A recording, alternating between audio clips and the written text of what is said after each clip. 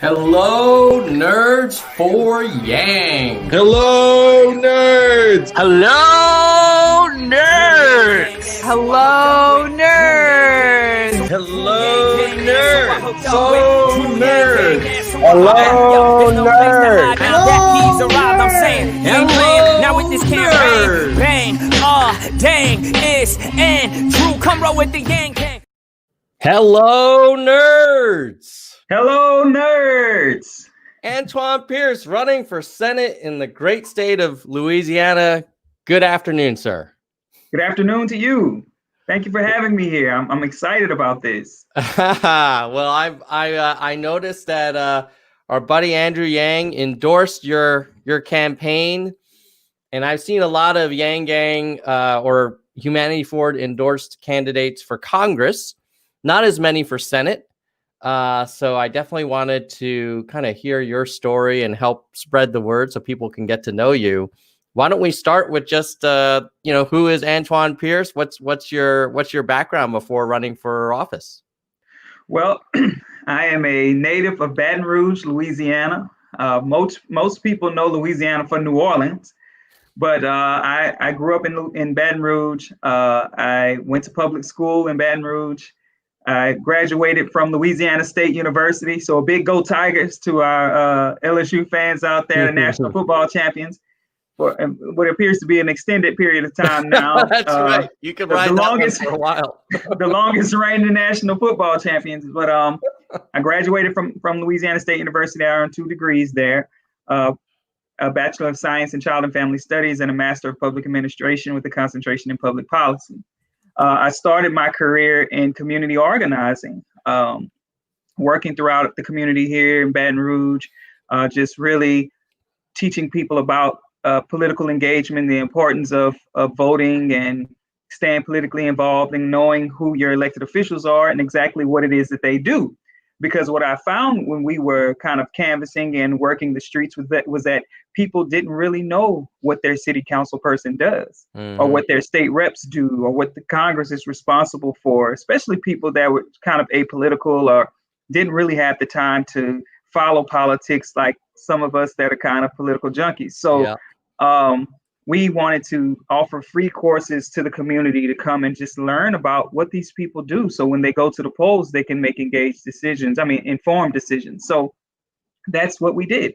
And that's how I got started. And I started working in the community. I tell people this all the time. I feel like Michelle Obama when I say I hate politics, but I never wanted to go into politics. It was never my initial ambition. It was just more teaching people, engaging people, finding out what people's issues were, and trying to,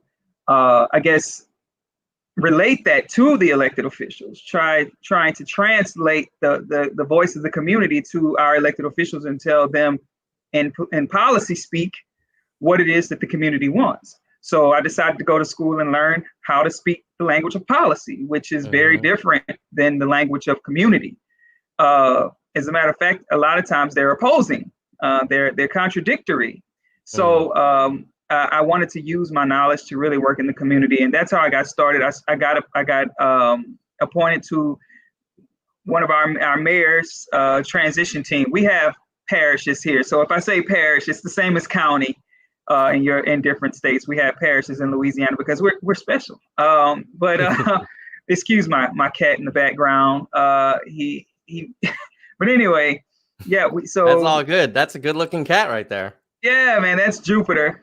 Everybody, he's a spoiled little cat. Look at him back there trying to knock stuff down. But anyway, well, Antoine, this is YouTube, so that will probably increase the views of our video by 10x. Anyway, yeah, he's gonna try to push this glass candle on the floor. But anyway, so I got started and I got appointed to the mayor of my parish. To her transition team when she got elected. And then I helped her to develop policy in affordable housing and redevelopment and those types of things.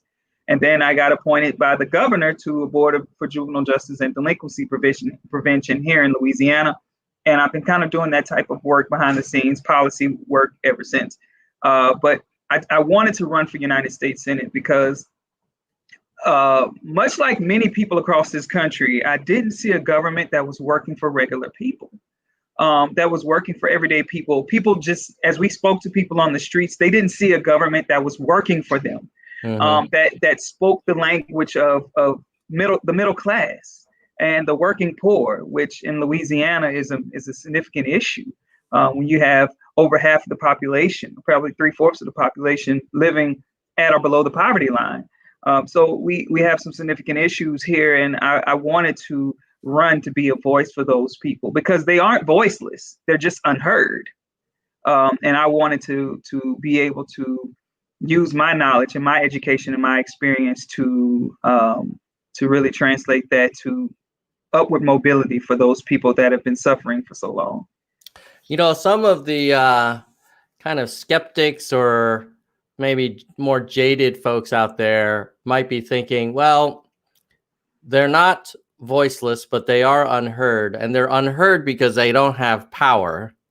And to get power in this current system, you need money and you need to affect primaries. How do you think that you'll be able to kind of upend that kind of inertia of basically, you know, this duopoly being controlled by generally a small percentage of the population? Well, I think we have to undo it the same way they got there. We have to continue to push the envelope. We have to continue to build a grassroots infrastructure that can undo it. I mean, obviously I'm not naive. I followed politics for a long time, and I know it takes a lot of money. But I also think it takes the will of the people. We have so many voters here. I tell everybody, Louisiana is not a red state. We're a low voter turnout state. We have more people registered as Democrats in this state than we do Republicans. Democrats outnumber Republicans 2-1, probably, or 3-1 at this point. But and even if you account for those that may never vote Democrat and just never switch their parties, we still outnumber them. It's just that we're a low voter turnout state. And I think a lot of people have just become disaffected, disengaged in the process because they don't see like I said, they don't see a government that's working for them. They vote consistently and it hasn't changed very much. And they are kind of worn down by what you were just talking about, the influence of corporations and PACs on politics and being able to seat the people that they want and override the will of the people. And that's why I'm running. We can't just, I mean, what is the alternative? That we just lay down and say, well, it can't be done, let's just let them have it? No, I mean, we have to keep pushing the envelope. We have to keep telling people there is an alternative. And we have to keep using our voices. And that's why I'm talking to you. Because I think the more people the more platforms we can talk to, the more ways we can get the word out. We can circumvent the system. It's just going to take time and effort and will really to do it. And that's why we're here. So how has your campaign been going, Antoine? Like I noticed the timing is interesting in that I think in November it's your primary, and then the general is actually in December. So first of all, what's that all about? I know you guys are special. Yeah, we're special, right? A lot of people ask me about that because we have what's called a jungle primary in Louisiana. So most states have a primary system where the Democrats go against the Democrats, the Republicans go against the Republicans, and then you have the top Democrat versus the top Republican, and then every other person that, Green Party or whatever. Well, Louisiana isn't like that. We put everybody in one hat. We have one election for everybody. And then the top two, if no one makes 51%, the top two then go into a runoff in December. Yeah, I see the look on your face. I like that. I actually prefer that so that you don't have, like one party dominating and just like nominating the automatic winner. Like, I feel like this jungle approach, this open kind of approach makes it more competitive. And then you might get some people that appeal to a broader range than just one wing of the activist party. I mean, it certainly has its pros and cons. I think it opens a lot of doors to easily allow the influence of money because again, you have to if you have the incumbency factor, like we do here, the guy that I'm running against, obviously it's going to be very difficult for grassroots candidates to out fundraise this guy, and a lot of other people that could contribute probably won't, because they'll say, well, you have a ton of people in your primary, which is going to dilute the vote against an incumbent. I mean, it like I said, it has its pros and it has its cons. I think people see the benefit of it by saying, hey, let's put everybody in one hat and allow them to appeal to the base in whatever way they can. But I don't know.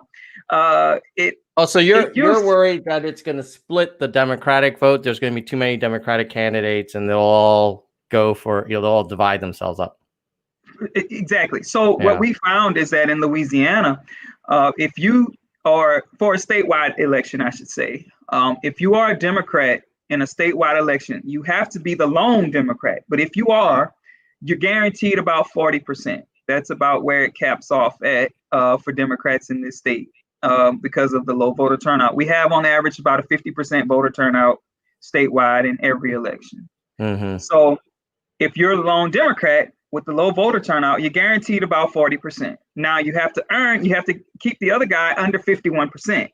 So that means you have to appeal to a much broader base that is probably deeply red in order to be successful. So I think if you had a true primary, I mean, now this of course is with the jungle primary. If you don't do that, it's over. There is no general. But if you have a primary for each side, that then kind of takes away the vote dilution, and it gives you a true, So I don't know. Like I said, it has its pros and cons. I mean, it's an interesting setup.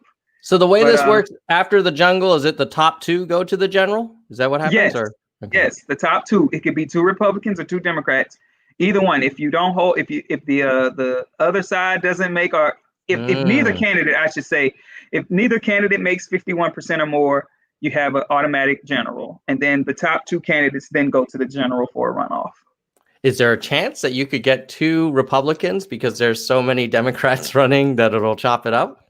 Yes, absolutely. So that's the issue that people have with the jungle, is that you could have two Republicans. This is not uncommon. We see it. Or you could have two Democrats, depending on what election it is, which is rare, but it could happen. But yeah, so right now in this election that I'm running in, there's only two Republicans that are running out of, I think, about 12 or 13 people. So I think there's about 5 Democrats and the rest are independents. So yeah, it makes it all the more difficult to accomplish without having a true primary. Yeah. But it makes you work hard, and it makes you strategize and try your best to try to navigate this thing and reach people where they count. And that's why we've been doing most of our work on the ground. We started this campaign years ago, not necessarily campaigning, but working across the ground, across the state. We have 64 parishes in this state, and we had the intention to touch all 64. We kind of took a Beto O'Rourke approach to the campaign, starting in advance and touching all 64 parishes, going to the major cities in those parishes and trying to reach voters on the ground where they are, to develop that relationship, because Louisiana is such a communal state. It's about relationship. You don't go to someone's house and not eat or share something, So that's what we tried. That's what we wanted to do, and that's been our approach. And I think that's what's held us. That's what's kind of helped us to hold our own against this wall of the DNC money that they just kind of flushed into our election now at the last minute. So the DNC is putting money behind a particular candidate? I'm sure. Well, I won't speak too fast. I think what's happened is they did encourage another candidate, Democrat, to jump in the race at the last. I mean, he literally got in at qualification. Now, the way Louisiana's qualification works is we don't have write-in candidates or anything like that. You have to qualify on a given date. But the problem is that the qualification date is only 90 days before early voting. So you qualify in July, early voting starts in October, at the end of July, and early voting starts at the end of October. So you have 90 days from qualification to early voting if you get in the race at the last minute. Now you're running a statewide race with 3 million registered voters. So no candidate would ever do that unless they know that they're going to get a windfall of money. Now, this candidate did endorse Mike Bloomberg.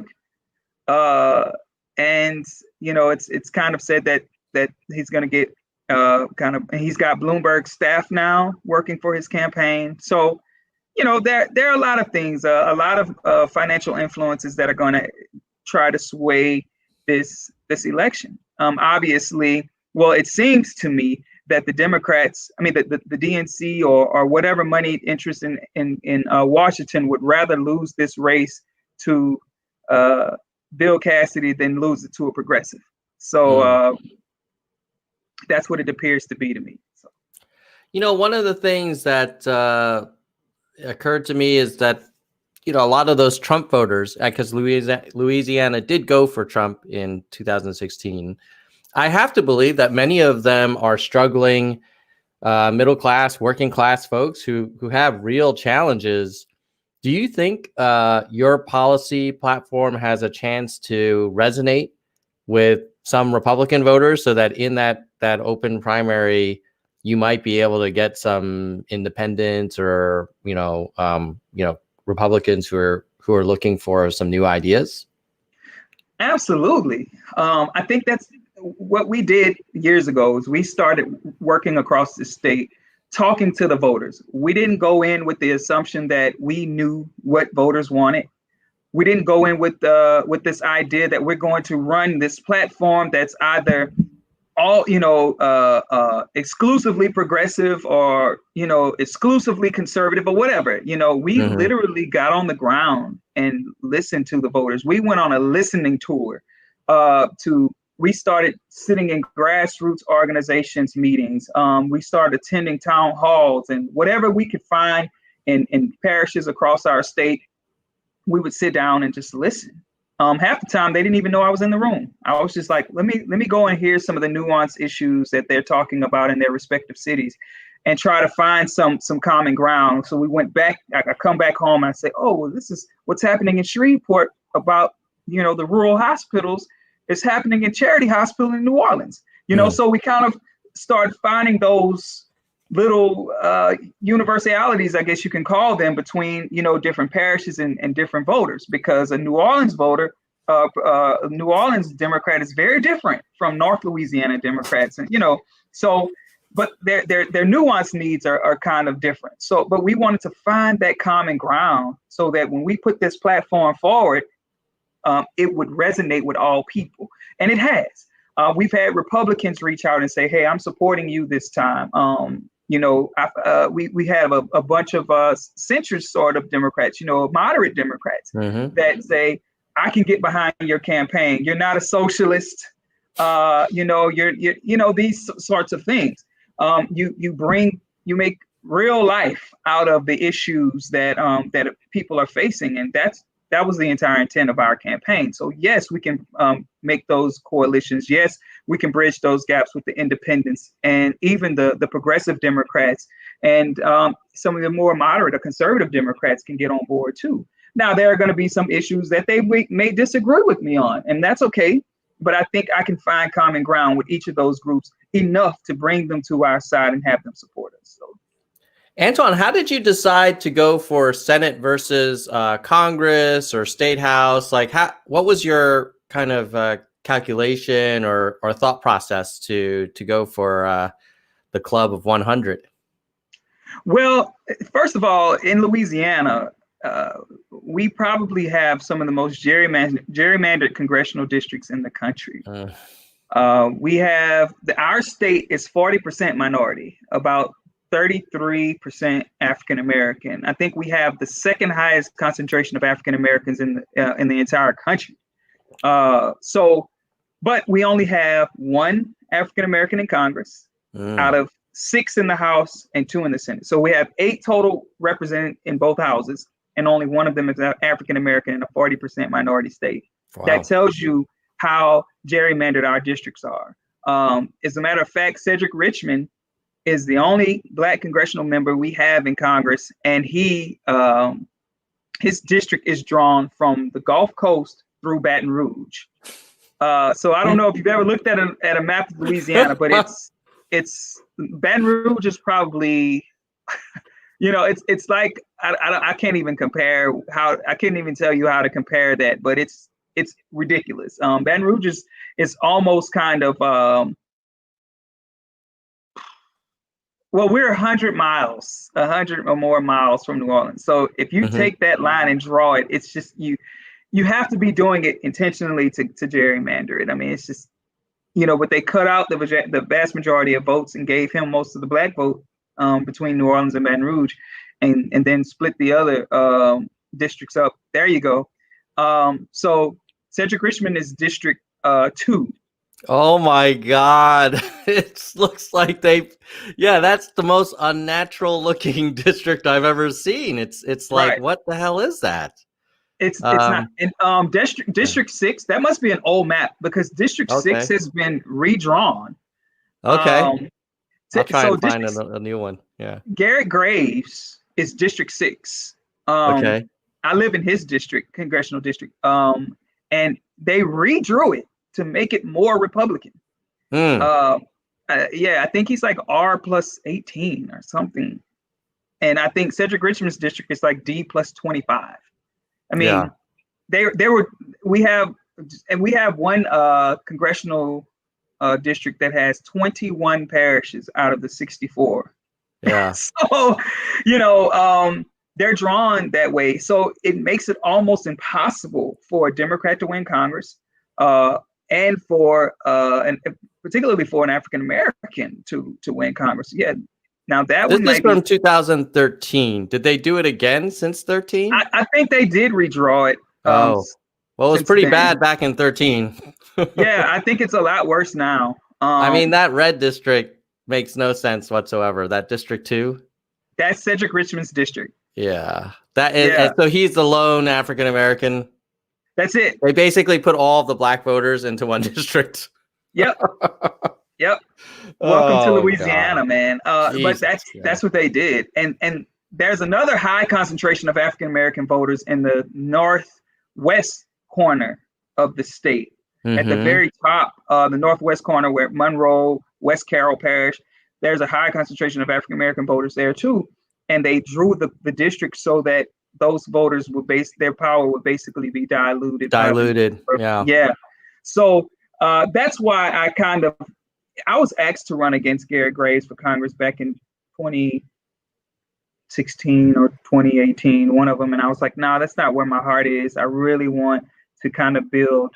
I confronted Bill Cassidy in 2017, right before he voted to repeal the Affordable Care Act without a replacement. I confronted him at a town hall in Baton Rouge at a church. I did not know the cameras were there because I sat down at the very front.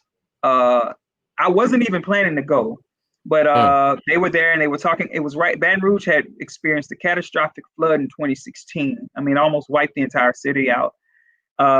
And I went to talk about the flooding, and I was listening to the people in the audience, and they were talking about healthcare because, Donald Trump had won, and they were all talking about repealing the Affordable Care Act. And Donald Trump had promised the American people that the Republicans would come up with something much better for cheaper.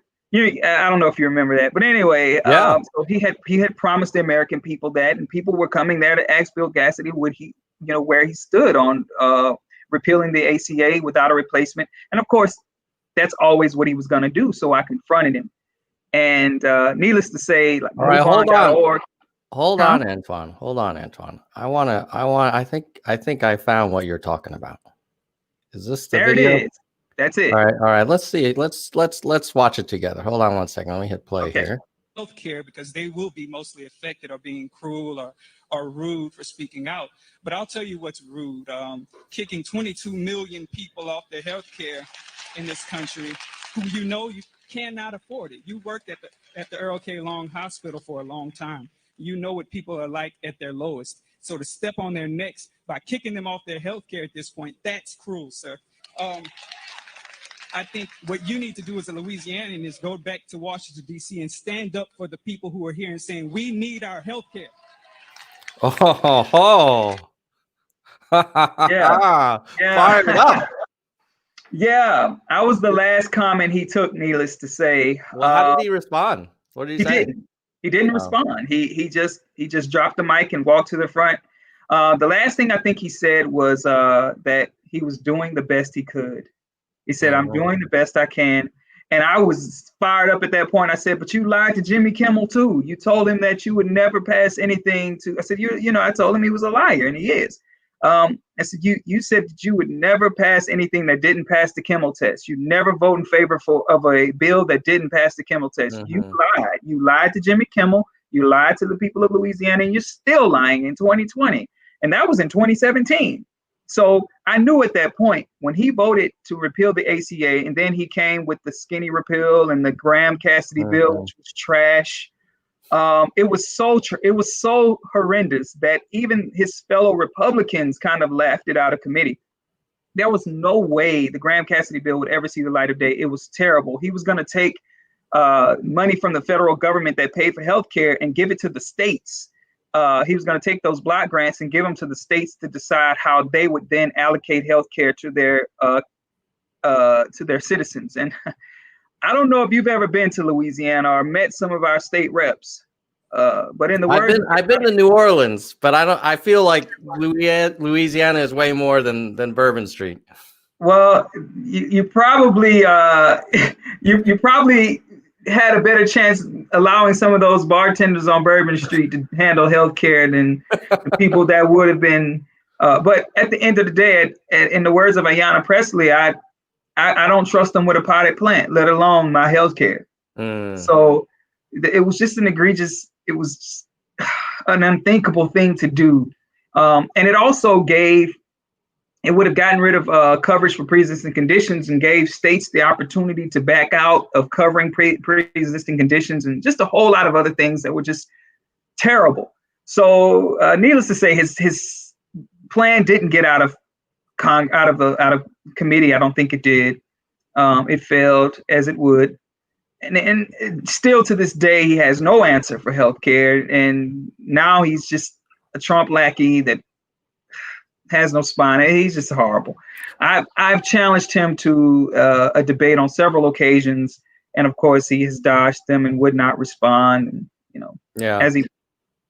It's so confounding, this healthcare debate, because I think Louisiana has a significant share of people who are struggling economically and who don't have great healthcare, and yet the state did vote for a man whose whole plan was to, dismantle the Affordable Care Act, but didn't really say what he was going to replace it with. And now we know it's nothing. Yet he still, Trump still polls pretty strong in Louisiana. What's that all about? Like, why do you think people are voting for a representative who will make their lives worse? Well, because if I can get you to hate and fear, I can control you. I can make you do anything. Now, here's where the cognitive dissonance sets in with our voters. Mm-hmm. They voted for Trump, but they also voted for John Bell, who guaranteed that he would expand Medicaid on his first day in office, which is what he did. So, of course, the ACA provided Medicaid expansion for several states, for every state, and some of them didn't take it, but our state did. John Bell signed Medicaid expansion as soon as he got elected. Now, how do you parse that? You vote for Donald Trump, who says he's going to dismantle. He said he was going to dismantle Obamacare. He didn't say he was going to dismantle the Affordable Care Act. And then you have to then decide which is which, if they're one and the same. So there are a lot of people that rejected this healthcare plan because it was, or this healthcare policy, I should say, because it said Obama's name on it. And they didn't want anything to do with Obama. But I said, well, what do you think about the ACA? Oh, that's great. We like that. So there was a lot of that, a lot of misinformation, a lot of miseducation, because how do you vote for Trump and John Bell? Yeah. Those two things just kind of don't go together. But we have a Democratic governor. But I think also people were voting on what they thought were moral issues too. So like I said, if I can get you to hate, or if I can get you to fear, I can control you. I can make you do anything. And I think the Republican Party in general, but more so Donald Trump and his sycophants in Congress have mastered it. They've used these platforms of Fox News and Rush Limbaugh and Alex Jones and all these other platforms that they have. Even Bill Cassidy quotes Breitbart from time to time. Yeah, he goes on there and does interviews and shares their stories on his social media accounts. So they use any platform they can to spread propaganda, and they've done it masterfully. And I'm not saying Democrats don't do it, for sure they do.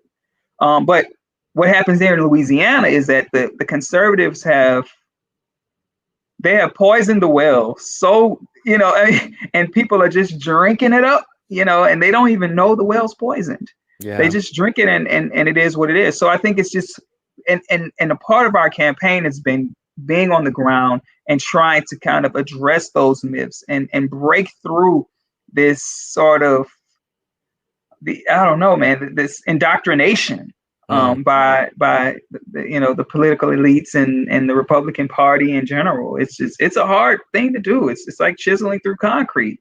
But again, what is the alternative? You can put your tools down and say, hey, this is an impossibility. People can't change. People can't learn. People can't evolve, and you can walk away. Or you can say it's worth fighting for, and my future is worth fighting for. My kids' future is worth fighting for. If I love my state, it's worth fighting for. And it might not be me or the next, but we will get through. We'll chisel through if we don't quit. And I'm just, standing here with a chisel and a hammer, and I'm going to keep going until I can't anymore. I love it. Yeah. And I think you look at American history, all great moments of change, they didn't happen overnight. They took sometimes decades really to fight. So, obviously we all want big inflection point in November, but it also may have to be some kind of, one foot in front of the other type movement. What is your take, Antoine, on basic income and how is that sort of, what's the Louisianan point of view on that? I mean, from a economics point of view, I could argue, wow, that could be a huge game changer for poverty in Louisiana and help a lot of really struggling communities. But, I also acknowledge like there's also these cultural issues and branding issues and socialist labeling and all this kind of stuff. What are you hearing on the ground, and how did you arrive at your position on basic income? Well, first, I think there's a lot of misconceptions about the people from Louisiana. There are some truths, as a lifelong resident, I think some of those stereotypes kind of fit, but I think there are a lot of kind of misconceptions about, first of all, I watch TV, and I'm going to get to your question, but I want to preface it by saying this. I watch TV, and every time you see people from Louisiana, it's always kind of these hillbilly, teethless, kind of, one tooth, type of characters that they, over exaggerated hillbilly, backwoods deliverance kind of people. And that's, it couldn't be farther from the truth. Of course, there are people like that everywhere. You can go in any state and you'll find those kind of people, but for somehow we seem to be branded that way. And that's not true. Like I said, this state is 33% African American. The vast majority of Democrats live here in the South, in general. So we're not this closed-minded monolith of a culture. As a matter of fact, the vast majority of people in Louisiana are multicultural. Their families are multicultural, just because we are such a melting pot of ethnicities and cultures and whatever races. So I think that's how our politics operate. Again, the state went to Trump but I think some of it was the Hillary hate painted by the mainstream media, and of course her failure and the failure of her campaign to take to reach out to certain voters or whatever. But anyway, I think that Trump won and John Bell won. I mean, and before Bill Cassidy, there was Mary Landrieu, who was a Democrat. So this isn't a red state like people think. People aren't as closed-minded about certain issues as people think. I think you just have to show people how it will directly impact them. And that's how you get that's how you get through the wall. That's how you get over the hill, is that you have to bring it home to people here. You have to tell them how it's going to impact them directly.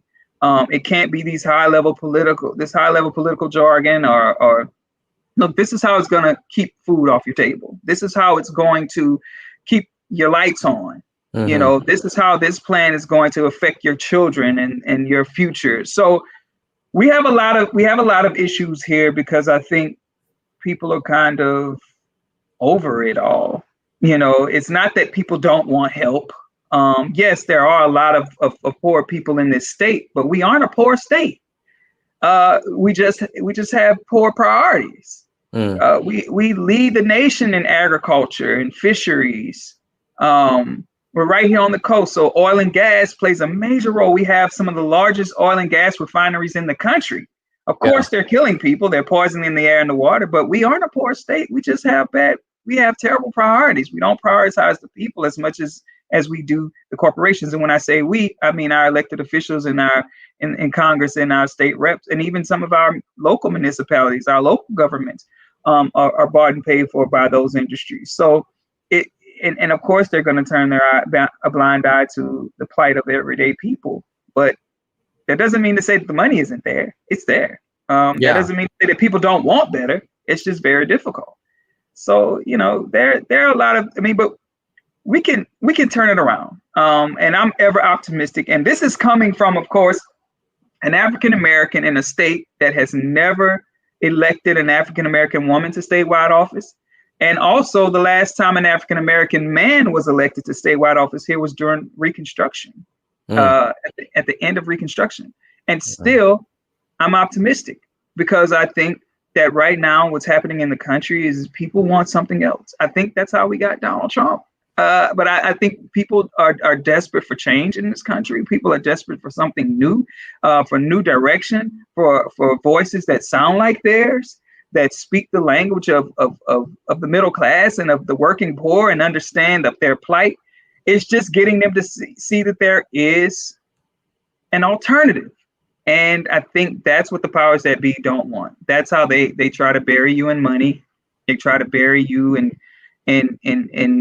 whatever they can dump into these campaigns to help you, to make it seem like you're not electable. They say, oh, you haven't raised millions and millions of dollars. No candidate can do that alone. Not a grassroots candidate. I mean, your money isn't coming from everyday voters like that, unless you're running in presidential campaigns. But I mean, in a state like Louisiana, there aren't enough people with disposable income that way to raise millions and millions of dollars as a grassroots candidate. You have to get that money from organizations that can put money into PACs on your behalf. And if you're not running a campaign like that, people will kind of shun you as, oh, well, you don't have the millions of dollars to be viable, so we're not going to give you a platform. We're not going to let you talk to the media. We're not going to cover your campaign because we don't see you as electable. So what we've done to circumvent that system is we hit the ground. They can't take that away. We talk to the people directly and say, look, we need your help. We want your support. Here's what we're trying to do. Here's what you'll never read in the paper because they won't write about us. Here's what you'll never see on the news because they won't interview us. Here's what you won't see on mainstream progressive platforms. Look, hey, I'm a straight up kind of guy, and I don't have a problem with offending people if it's the truth. So we break it down, Antoine. Hey, no. I was about to give it to you in French. So, but at the end of the day, I haven't found an outlet yet. I haven't found, well, I shouldn't say an outlet. I haven't found a wing of this party yet that doesn't play the same games. I'll say it to anybody's face. This is how I rock. It's true. We want to believe that we're above it all, but you can't say we need to get money out of politics and in the same breath ask me how much I've raised. But we see it all the time. And then you give a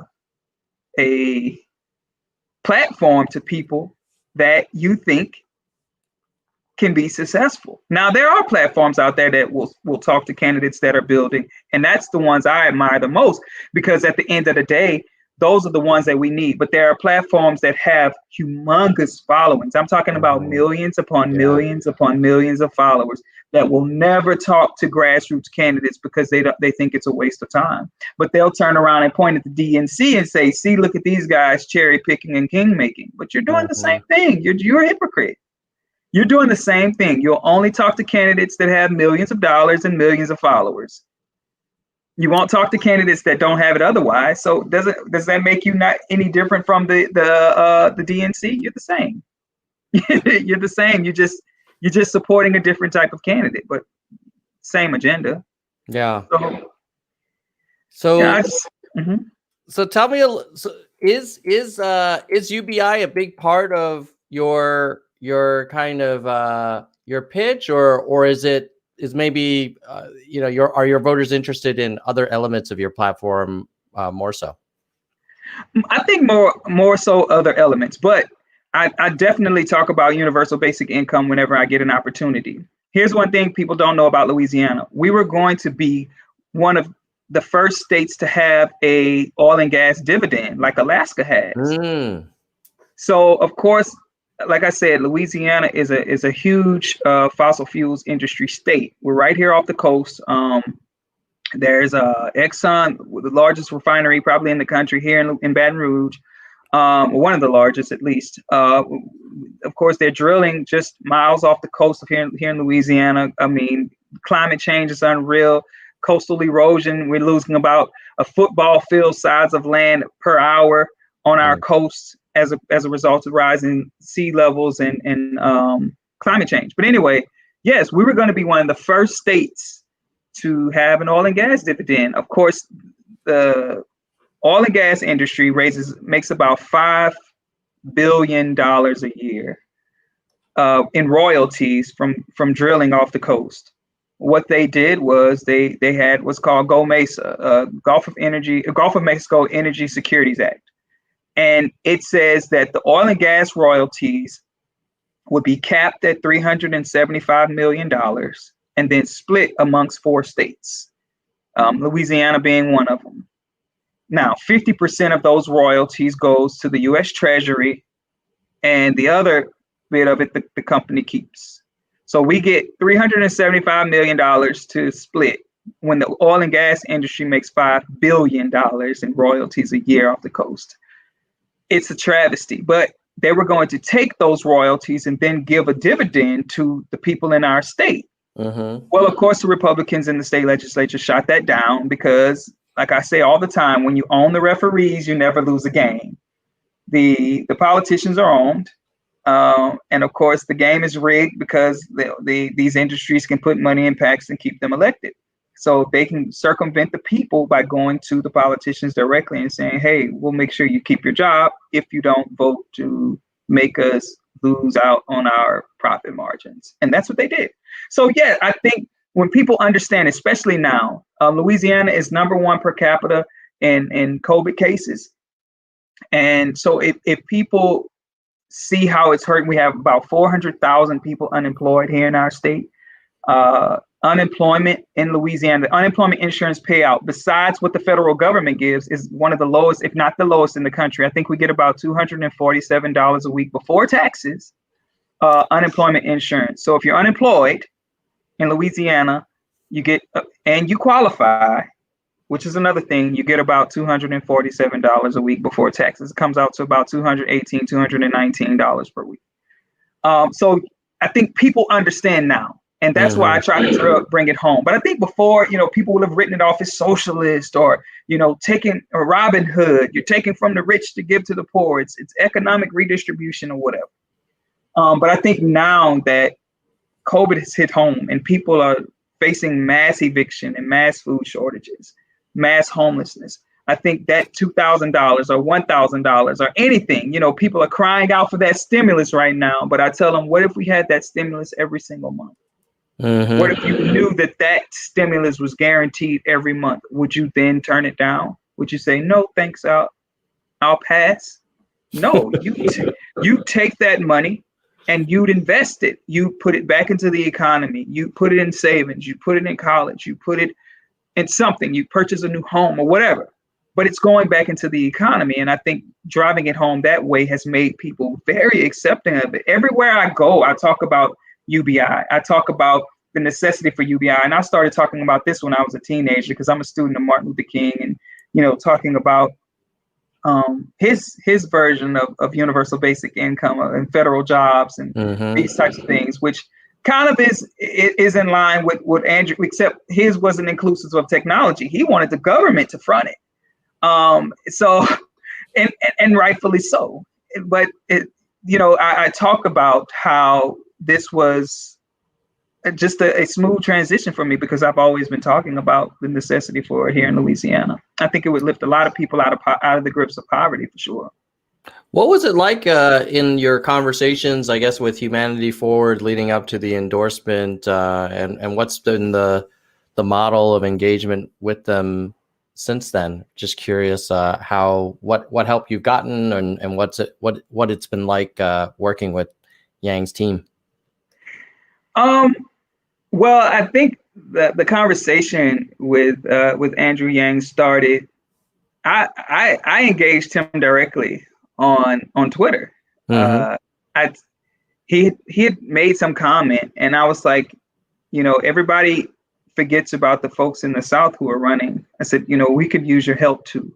There are people that support universal basic income here in the South that are fighting for the issues that Humanity Forward cares about. Taking care of humans first, basically, taking care of the human need first, taking care of people, So I reached out to him and we started talking, and he told me who to reach out to, and I did. And the conversation was just organic. It was really, and I don't know if it's because, Louisiana kind of has this laissez-faire type of culture. Like everybody's kind of laid back and, everybody's family. If I talk to you more than once, you're family now.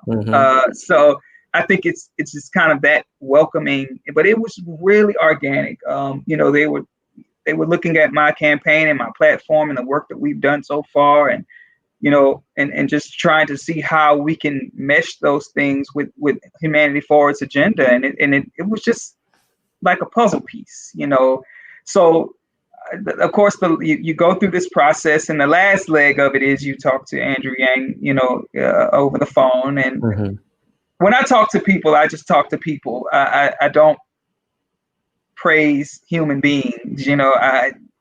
We put our pants on one leg at a time. Right. You're not the type to kiss the ring, which I appreciate. No. Like, well, some people are two-leggers, but you know what I mean. At the end of the day, no, like you're a human being. You have human needs just like I do. And I wanted to really talk about the issues and talk about my state, which I'm very passionate about. And I invited him to come here and eat some of the food that people, he's been to New Orleans, I think, but to eat some of the delicacies that people kind of come here and eat and then never leave. It's a vortex. But so we talked about the issues and we just really connected. And I felt like from that point on, there's been a lot of support. I talked to, are you familiar with Blair Walsingham? Yes, I am. She's been on the show a couple times. Yeah. Okay. Well, I talked to her in person yesterday because I'm actually in DC, right? Well, I'm in Alexandria. I'm in the suburb of DC right now. Yeah. So we were passing through Tennessee because I was driving, I talked to her, and we really had a long conversation. But like, even when I found out we both got endorsed at the same time, like we both reached out to each other and said, how can we're both Southern candidates? How can we work together? How can we have a coalition of Southern candidates so that, right. Because our approach is very much so different from New York Democrats. Right. We can't talk in terms of, if we may want Medicare for all here, but that as a platform agenda doesn't work. Mm-hmm. I'll give you an example.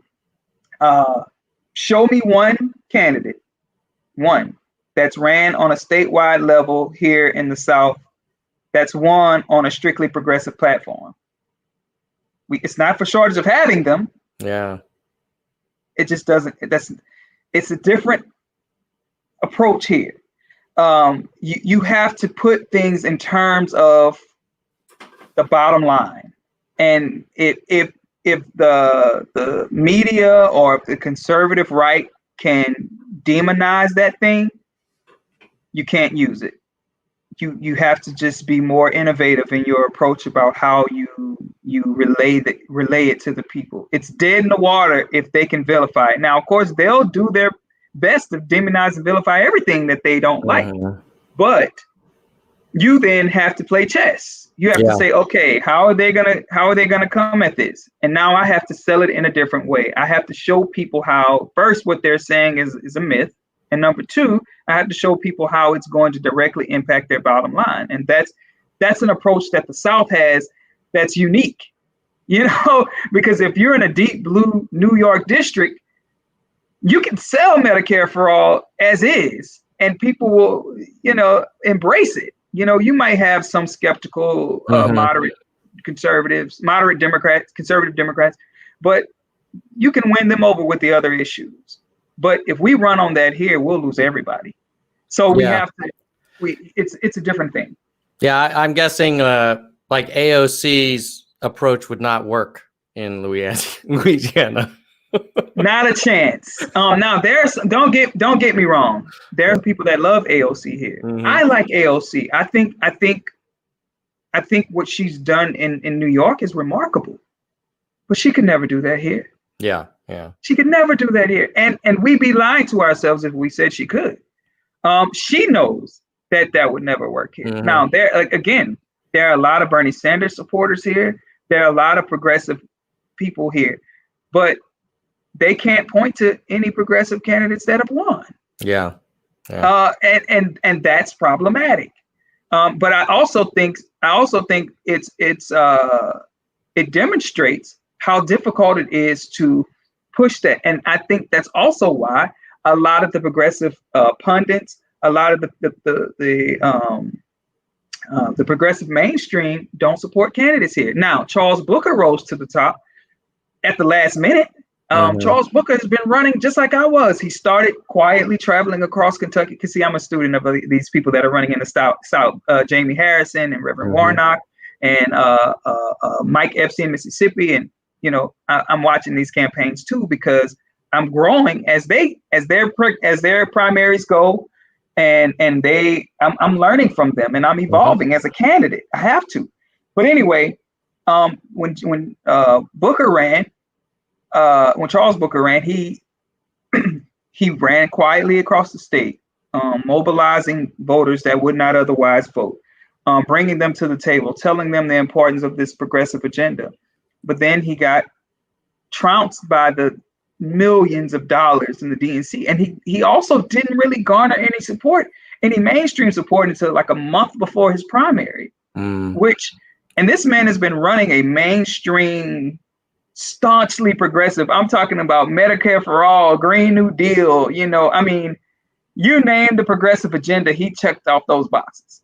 And he still didn't really get any, because I think what happens is if you do that here in the South, oddly enough, even the progressives will write you off because they don't think it's possible, which speaks volumes about the platform in general. But I think you have to be innovative. You have to evolve. You have to watch what's happening, because I think this isn't the end. This isn't the last we've heard from Charles Booker. He's going to come back. but I think he's learned. I think he's evolved, and I think he's going to come back even stronger. I hope he does.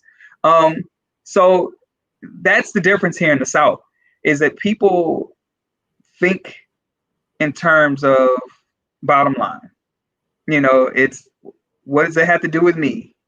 And how is that going to affect me and my family and my job, my livelihood, my life? And if it doesn't, then I don't want to help other people. It just doesn't matter.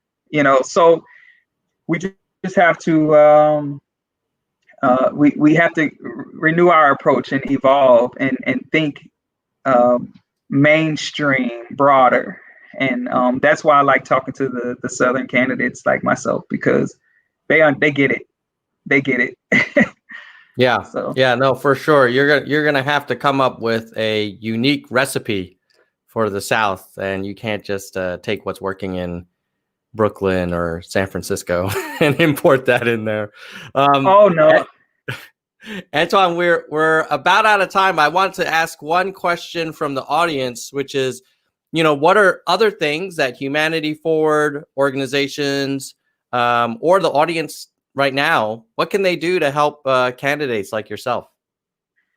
Well, because of COVID, they can help us phone bank. We have a robust phone and text bank set up right now. They can reach out to us on our website at AntoinePierce.com. They can email us at pierceforlouisiana@gmail. They can reach out to us on every single social media under my name.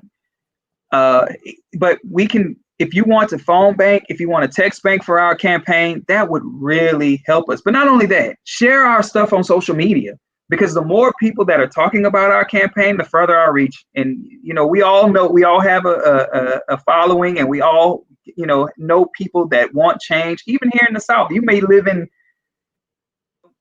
the northern part of the country, but you probably know someone here in New Orleans or Baton Rouge or wherever. Reach out to him and say, hey, you know about this guy? He's it. He can do it. He can change the state. He wants to work for you. He cares about the issues that are affecting the people in his state and across the country. Just share our stuff on social media. That also helps. But we would love for you to phone bank and text bank and help us to reach voters across Louisiana. It's already set up. If you reach out to us on AntoinePierce.com or email us at pierceforlouisiana@gmail.com, we will get back with you. We will share with you the link so that you can start text banking and phone banking and help us to reach some voters. I love it, Antoine. And I hope you surprise everybody. You definitely seem to be thinking about this really thoughtfully and playing the long game. So I suspect this won't be the last we hear from you, regardless of the outcome of this race. But let's see if we can get another Humanity Forward endorsee into DC and be part of that movement. I certainly agree with you that we have to apply and customize our messaging and framework depending on the communities we serve. So thanks for everything you're doing and putting in all this time and putting yourself out there.